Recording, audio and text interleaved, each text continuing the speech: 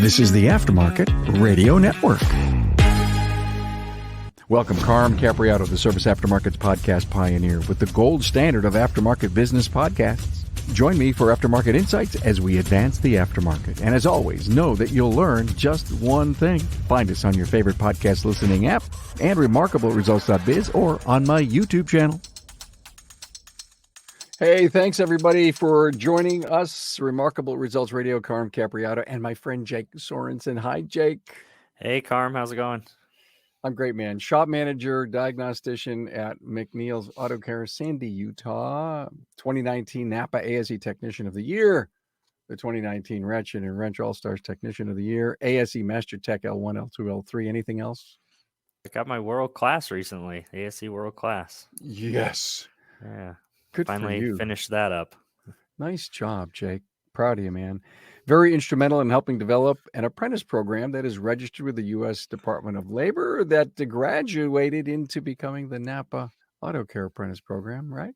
Yep. Yeah, they're rolling that. And last I heard, they've got close to 1,000 apprentices enrolled right now.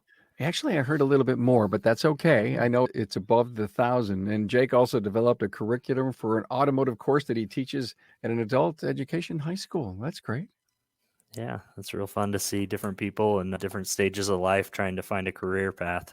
I'm hearing so much buzz, Jake, about apprenticing, about young people joining our industry, that I had to have you on. Basically, I reached out to Jake and I said, Jake, what's going on with apprenticing? Here's my premise for our discussion so that you all stick around and listen to the things that we're going to talk about. We are having a terrible lack of new people considering our industry, and the skilled trades are on fire. A lot of talk about it, a lot of schools refocusing on shop investments in the automotive tech programs.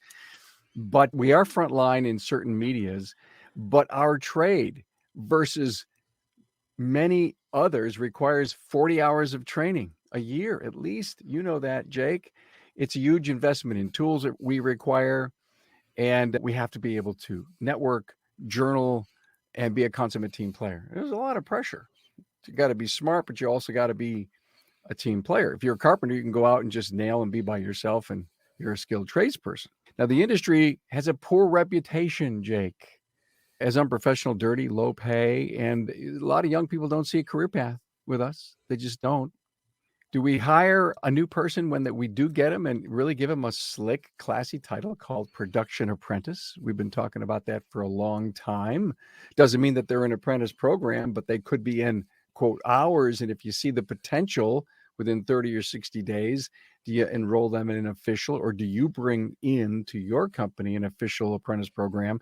And of course, besides the NAPA one, there's so many associations that have them. But I think without structure, we're disappointing the young people that want to come into our industry. So we've got to have good culture, show career pathing. And I want to talk to you about the positivity and some of the challenges that you had, Jake, in getting yourself this apprentice program working for you. A couple of years ago, you were on fire, and then you've had a couple of stumbles, but that's life. So until recently, Jake, you were on fire, and then you've had a couple of stumbles. Let's talk about it. All right, let's do it. Yeah. Started a second shop in 2019 because this apprenticeship thing had worked so well for us and helped us fill that technician gap that we had. We couldn't find new technicians, but we were able to build them, and felt like anything that you really focus on and seem to do well, it gets to a point where it almost seems too easy. We'd put out an ad, we'd find some applicants, we knew what to look for to find the right applicant, we'd bring them in, put them through the program, and things worked out. And then reality hits you in the face. Maybe we became complacent, and maybe things changed outside as well, but we got to where we had a lot harder time finding applicants that fit what we were looking for.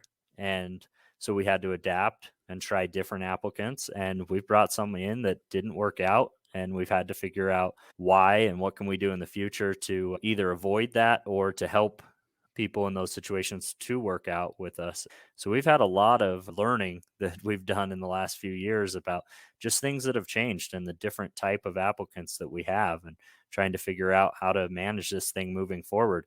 And I feel like we're getting back on track now, but I think it's a strong reminder that you can't just set the any of these on cruise control. You need to constantly be driving this thing. You are so right. Failing forward, I think, is a great part of wisdom, the things that we learn. I can't imagine, Jake, what you've learned since 2019 and where we are today in the kinds of questions you are now asking people that you want to bring into your apprentice program. Before, it was probably 10 questions. Yeah, you're hired. And today, you're going into maybe communication styles. What do they like about life? What's the work-life balance issues? Because you're not only looking for an individual with the right attitude, you want someone that can actually fit into the family too. Yeah, the early part of all this, I was a strong believer in if we find somebody with a good attitude that's going to fit in here and has some aptitude, some interest in the automotive field, then we can train them. We have the technical training available. We'll get them through that. And that served us very well. But what we found more recently is that a lot of the younger generation that we're having apply now really struggles with communication. And I'll be the first to admit I struggle with communicating with them. We'll ask them to do something and they'll shake their head, yeah, okay, and then it doesn't get done. And you ask them a little bit later, hey, how come we didn't finish that up? And they'll say, oh, I didn't really understand what you wanted. And instead of asking, they just wait for you to come talk to them again. And it's really frustrating for me. And I think a lot of other people in a position of training that you expect people to come and ask you when they have a problem. And unfortunately, we have to realize that that is the new generation and that is a common issue. And we have to figure out how to adapt our styles and adapt. If you want to bring somebody in, if you want to train somebody, you're going to have to figure out how to work with people like that. And so I've said my thought, my theory is that this communication problem is because a lot of them grew up texting instead of making a phone call. We grew up calling somewhere if you needed some help, if you needed information, if you want to know what hours a business was open, whatever it was, you made a phone call. Well, today they don't call anyone, they're texting. And a lot is lost in text, and they've learned how to navigate through a few short words instead of a conversation. I look at my own kids and they have phones and they're on them all the time, but I very rarely see them calling or talking to their friends on the phone. They're texting them. And so the flip side to that is that we've seen a lot of this generation has really good written skills. So when you ask them to write up their findings on a vehicle, they seem to do it better than maybe the generation before them. So we have to figure out how to use that strength. I'm confused. They could write it, but they can't speak it. Is that what you're saying? Yeah, that's what I've found. So if I want to talk to them about what they found on a vehicle, tell them what I'd like them to look at, they really struggle. But once we get them through some training, get through some of that, if I ask them to write up what they've found on a vehicle, their write ups are usually pretty clear and easy to understand. I recently had an episode with Sarah Fraser and young technician Owen, 23 years old, so he's Gen Z. And at the end, Sarah said, Carm, we're now going to test you with some acronyms and some short words. And I didn't know but one. I guessed at one and I was close. And to your point about texting, we don't want to type. We just want to give a 3-word acronym and have people understand what we're talking about. Yeah, I think that's another issue as well. But luckily, I haven't approached that one just yet. I think that's an even younger generation than what we're seeing every day Yeah. right Yeah. now. Okay. You gave someone a task. This is a great story. Jake gave someone a task to fix the soap dispenser in one of the bathrooms. And Yeah. it goes to show you exactly the kind of challenges that you're going to have bringing on young people that have not been there and done that. Yeah, I've joked around that a lot of this generation never fixed a flat tire on their bicycle. They took it to the bike shop and had the tire repaired. And so we've had a few instances like this, but one that just happened about a week ago was that we had the soap dispenser out in the shop had come loose from the wall. And I asked one of the apprentices during some downtime if he would run to Home Depot and get some drywall anchors. And I just got the blank stare. And what's the problem? He says, I don't know what a drywall anchor is. I said, okay. So I explained it to him and told him what our goal was and what we're trying to do. He goes to Home Depot and he buys some and brings them back. And I said, all right, when we have a minute, let's get that thing mounted up there. And I see him go over there and stare at it and stand there, but wouldn't ask for help, wouldn't say that he had a problem. Finally, I realized he's struggling and needs some help. So I walk over and ask, what he needs help with. And he says, I've never drilled a hole in a wall. I've never anything on a wall. I don't know where to start. And it's pretty good for us to realize that a lot of us grew up fixing things around the house or helping our dad fix things around the house. When you had something break, a lot of times either we fix it or your dad fixed it or whatever. But this generation grew up calling a repairman, taking it into the shop. And so a lot of them have almost no experience holding a tool or doing anything with their hands like that. And so there's a lot more walking them through each step on the early side than there was, I think, with prior applicants in the past. Jake, but it doesn't mean that they couldn't be a great technician, diagnostician someday. Yeah, the applicant or the apprentice I'm talking about there has a great attitude. He wants nothing more than to make this his career. He's got a car that he thinks is just the coolest thing and takes it to different car shows and stuff. He's immersed in this and this is what he wants to do. And so he'll listen. And when I tell him, okay, this is step 1, this is step 2, and you got to watch out for this, he's listening and paying attention. And it can be hard to get that out of them sometimes, to realize that they're retaining it or paying attention. But the next time you have a project like that, you watch them and they know it and can do it. How are we going to fill this gap? It's a knowledge gap, let alone all the work we have to teach them about automobile and the particular jobs and technology, but it's the practicality thing, Jake.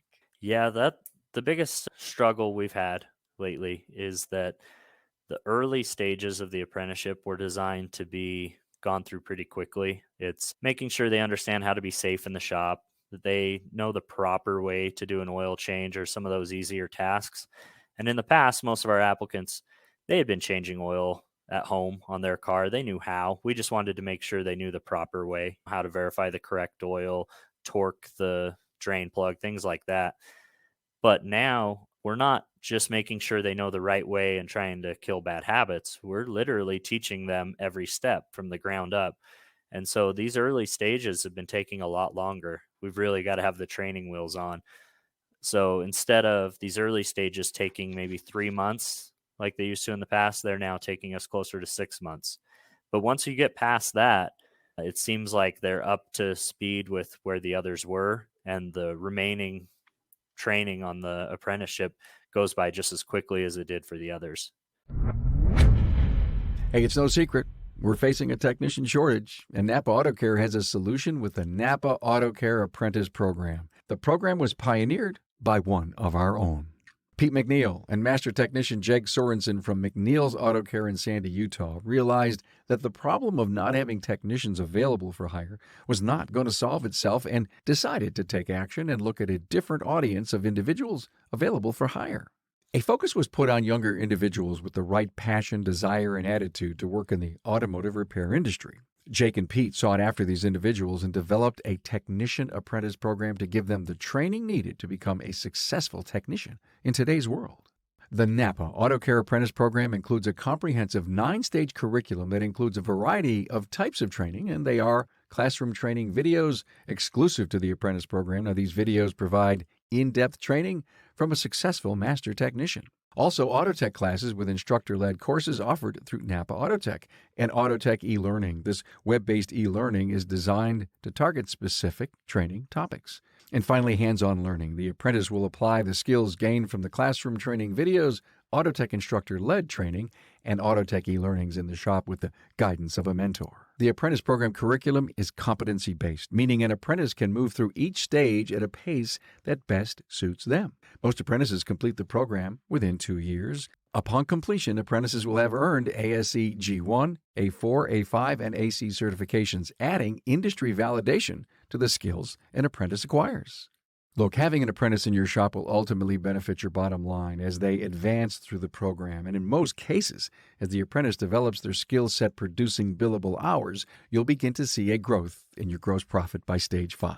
One of the largest barriers to entry for individuals looking to enter the automotive repair industry is the cost of tools. Now, keep your apprentice motivated with an apprentice toolkit. Now, NAPA Auto Care has worked with our supplying partners to offer an exclusive comprehensive tool set, including a 4-drawer tool cart for all registered apprentices. Hey, to learn more, members can visit member.napaautocare.com.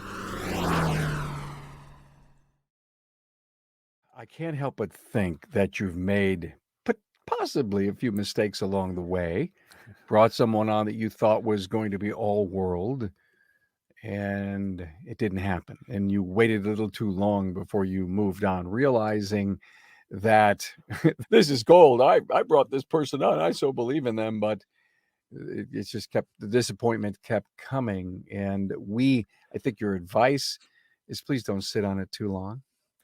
Yeah, it's hard to say what too long is, but my experience has been that you usually know within about 30 to 60 days if this applicant is going to work, if they're going to be an asset, if you're going to be able to communicate with them, if they're open to learning, if they're going to get along with the people in your shop.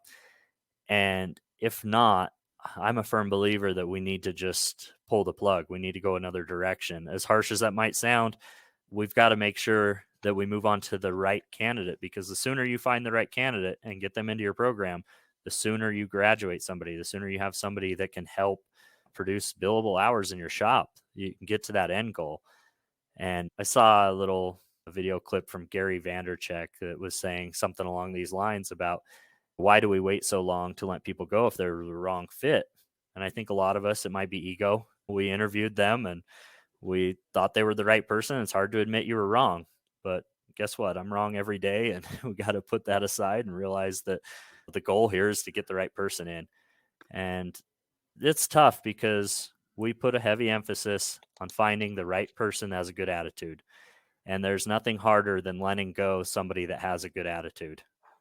But if they're the wrong fit for your shop, then they're the wrong fit for your shop, whether that be today or in a year when you finally realize that. So we all say we want to hire for attitude and we'll teach the aptitude, but some just weren't destined to do this. Yeah, I think there's some basic aptitude or learning ability and communication that just has to be there that none of us are going to teach. Remember, none of us are professional teachers either. So we're doing the best we can with the resources available to us. And I hope that we're all trying to learn how to be better at teaching and working with people. But at the end of the day, you're only capable of so much. And we have to find somebody that fits with your personality, your teaching style, and what you can offer them. Have you changed at all where you're recruiting from or where you're finding apprentices?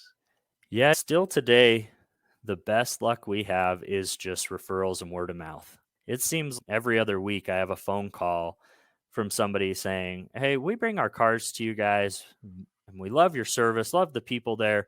And my son or my nephew or whoever really wants to get into the automotive field. Do you guys do anything like that? Do you help people get into it?" And yeah, of course we do. And what are they doing right now? What's the goal? And try and communicate with them. And a lot of times you find out they're in high school and early on, and we say, "Hey, let's keep in touch," or "Why don't you come in and let us show you the place?" And you get them all excited to see some of the equipment that you have. And maybe that's a touch for the future. We recently hired somebody in our quick lube center that is in high school, but hopefully one day will work into an apprenticeship. And it was from a friend of mine was at a family event and heard his cousin telling another family member that his son needed to find a job. And he said, "All this kid wants to do is mess around with cars all day. He's not interested in anything else." My friend went over and said, "Hey, I know somebody that has an apprenticeship program. Maybe he can mess around with cars all day for a living," and sent him our way. And he's been working with us since. And it's been great so far. So they're out there, just like when I was a kid, everybody, their cars were up on jack stands and they're doing their own thing when cars were simple. But people still have this inherent thing. They want to work with their hands and fix things. And I think cars fascinate them, but we don't know how to recruit them because they're traveling in different social pathways. I love the thing about the word of mouth from customers. Have you ever thought of putting that little mini 8.5 by 11 card up on the counter that said automotive careers happen here? And that's all it says. Automotive careers happen here. And see what kind of noise it generates. Yeah, we haven't done that. That's a great idea, but we do put it on our social media Okay. platforms and show off the apprentices that we have, which I think makes a big difference too. I think it's great for people to see, "Hey, that person doesn't look much older than me and they're building a career and they got into it, and you maybe a few months later, you see they got another certificate and they're still there. And I think we'll never know who came to us that had some sort of impression from there and what the spiral effect is from that. But I believe that it is helping. And hey, maybe it doesn't help our shop, but it helps another shop. And we're building interest and letting people know that there are pathways.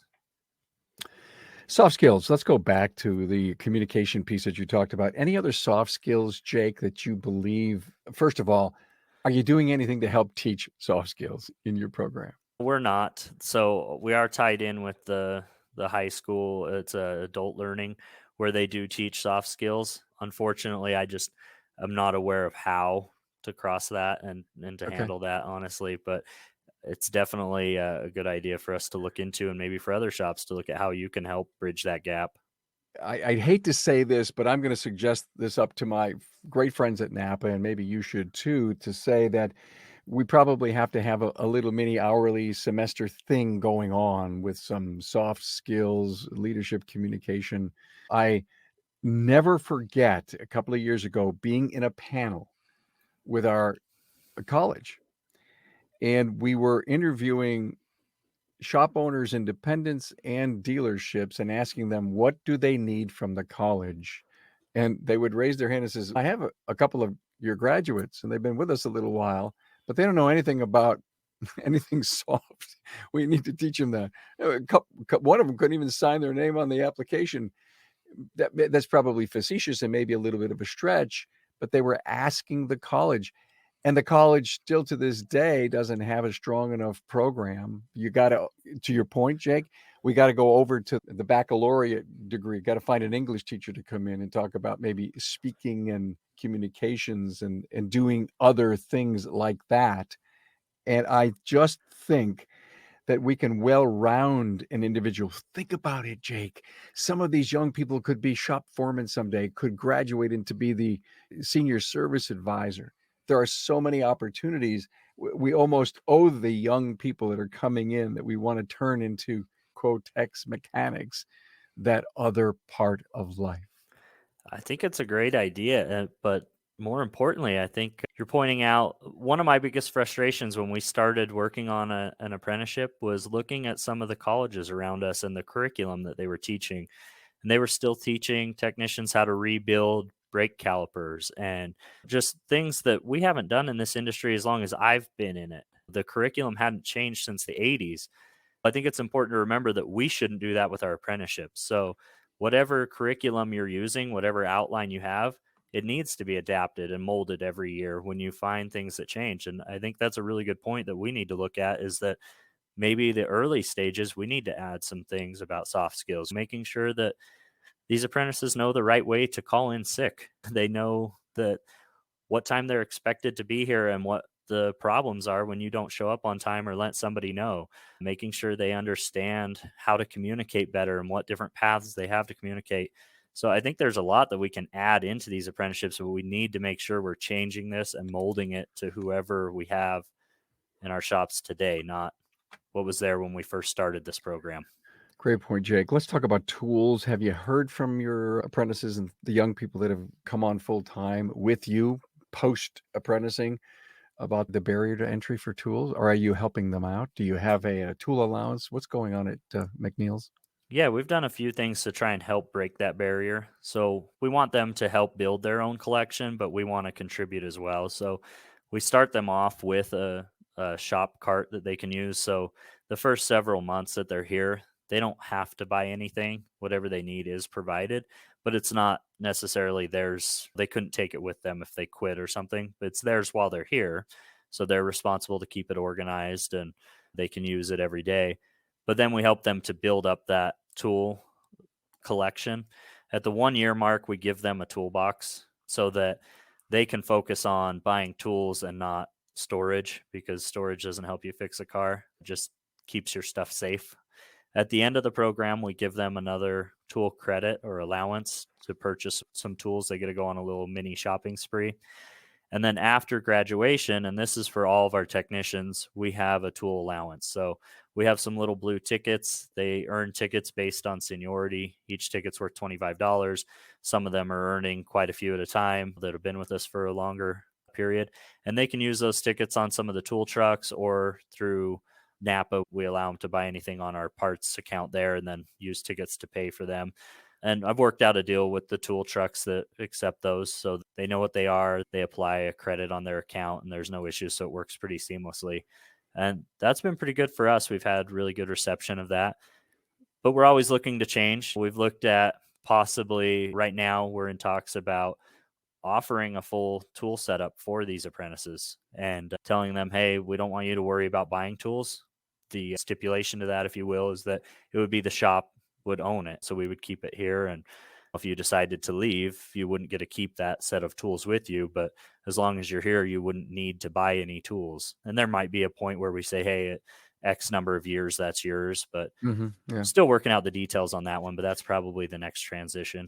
Great ideas. Sure appreciate that. We, as an industry, have to pick up and clean up our image. And I know you guys have beautiful places. So when Mrs. Smith, the customer, comes in and says, hey, my son Johnny probably loved to work here, because she probably knows of and trusts your service, but she also sees it as a nice, clean, organized place to work at. And I think we have to overcome that. So I guess some advice that I would give to an individual who wants to put up a great program: clean up the place. 100%. Cleaning doesn't cost much at all. And I've heard you say before, a can of paint doesn't cost a whole lot. So nobody's telling you that you need to buy the biggest, most elaborate building and all this expensive furniture or something, but let's make it clean and tidy. And I really get the impression that some of the shop owners that maybe don't do as good a job at this just don't realize how much of an impression they make on our industry as a whole. It only takes people going into one location or driving past one shop that's got clutter all over the place and looks messy for them to say, yeah, that's another auto shop. That's how they all are. Yeah. They're all like that. Yep. Every single one of them. So why would you want to work there? And be a plumber, be a welder, be an electrician, be a carpenter. Yep. And I'll go to a different site every day, and I go into people's homes, I go into businesses, and I don't have to worry about working in a dirty environment. It doesn't take much.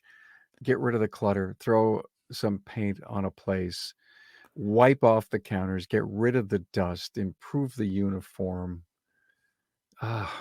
Anyway, I know I'm preaching to the choir, but I hope my listener will send this to a place that can help contribute to the professionalism that we need to build and grow in our industry, because we can complain. Someone said to me, Carm, we don't have a technician shortage. We have a great top-tier shop shortage.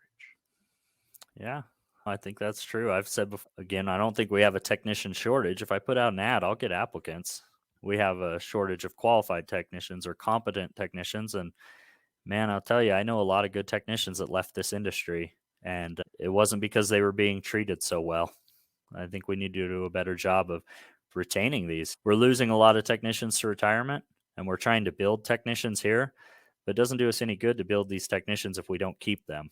So we need to focus on retention too. Yeah. Come back and let's talk about retention someday, okay? You got a great business, you're connected, and I so badly want one person, just one person who heard something. I know they learned something. Listen to learn just one thing. So take that, write it down, put it on an index card, tape it up to your computer, put it on your to-do list, and do something to push you, yourself, the industry, your company, your employees to a brand new next level. And if we're listening to Jake's wisdom here and saying, I coulda, woulda, shoulda, I got to do something with the apprentice program. There's 17,000 NAPA Auto Care Centers out there. And if everyone was playing in the apprentice thing, there'd be 17,000 apprentices. Yep. But there's not. There's near 1,000, a little bit more. And so where are the rest? Hello, where are the rest? Yeah. A big point on that I would make is that you're not going to build a technician in a day. Our program takes roughly 2 years. I'm sure there's a lot of variation out there, but there's no program that's going to build somebody instantly. So you got to get started on it today. Don't wait. I love your point, because I've been chatting recently about what a great apprentice program was, and I can't remember with who, that versus college. And listen, I'm an advisor at college, and I love and I believe in that pathway.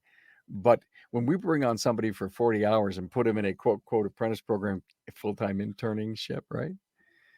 They get so much more from the day than they would at college. And I'm not saying college is it's apprenticing at a shop and going to college, two different things, and finding an internship. But a full-term internship, which is really an apprentice program, I think there's a ton more value there. Yeah, definitely both have their pros and cons, and that could be debated indefinitely, but it's really hard to beat the hands-on experience that you get in an apprenticeship. And I know we've had apprentices that went to college as well, and they tell me on a Friday they pull in so-and-so's mom's van to do spark plugs, and 5 of them would go over and do the spark plugs on that van. That was the hands-on they got for that week. And they're sitting there saying, hey, I just did 8 hours worth of work at the shop today. They, in one day, are getting more hands-on experience than some of these programs are having in over a month. So And that's a big every difference. couple of hours, a brand new challenge. Yep. Hey, are you the mentor in the shop? Yeah, I am. I'm working right now at helping somebody else to take over some of that responsibility. So a few days a week, he's helping me, and hoping to transfer as much of that as I can right now. But And I'll that's still be involved. It's a tough job. It is. The hardest part, I think, is being pulled off while you're still trying to work on the cars in your bay. You still have expectations and things that you need to get done, but you can't just tell the apprentice on a couple hours I'll come talk to you. You have to make yourself reasonably available, and so it's a difficult balancing act. It's like you have a wife. Worse. Okay, you Not you too got me. bad. You squared me up. I get it.